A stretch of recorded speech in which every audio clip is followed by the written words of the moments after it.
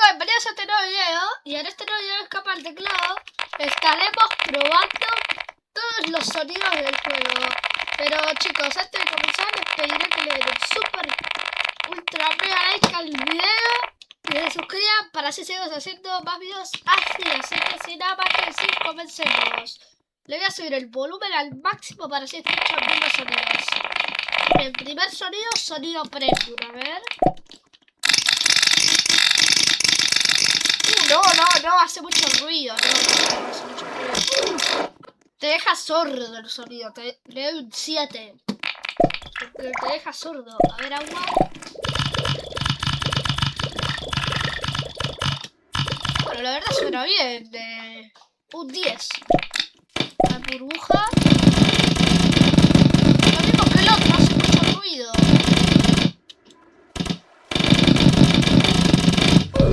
Otro, un 6,5, porque hace más ruido. ¿Hay Navidad?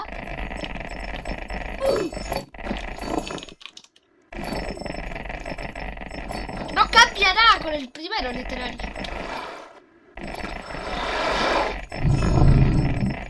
Bueno, a Navidad le doy un 8. A ver acá, a lava, a ver, lava. No.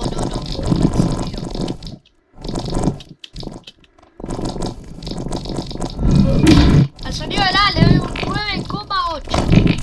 Es muy bueno. Al sonido miel. Lo mismo que los otros, hace mucho ruido. Bueno, el sonido de miel le di un 7,5. Vamos con babas. Luego este sonido es mi favorito. No, qué bien que suena. Al babas le doy un 11. Al 9. Bueno, suena bastante bien.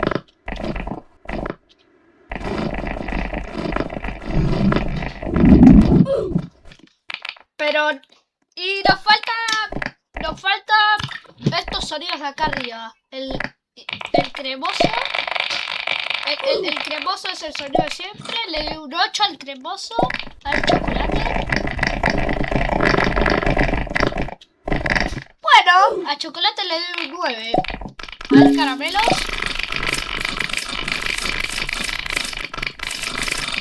Hace mucho ruido, un 7,5. A ver, Clacky. Uy, no, es horrible, un 6.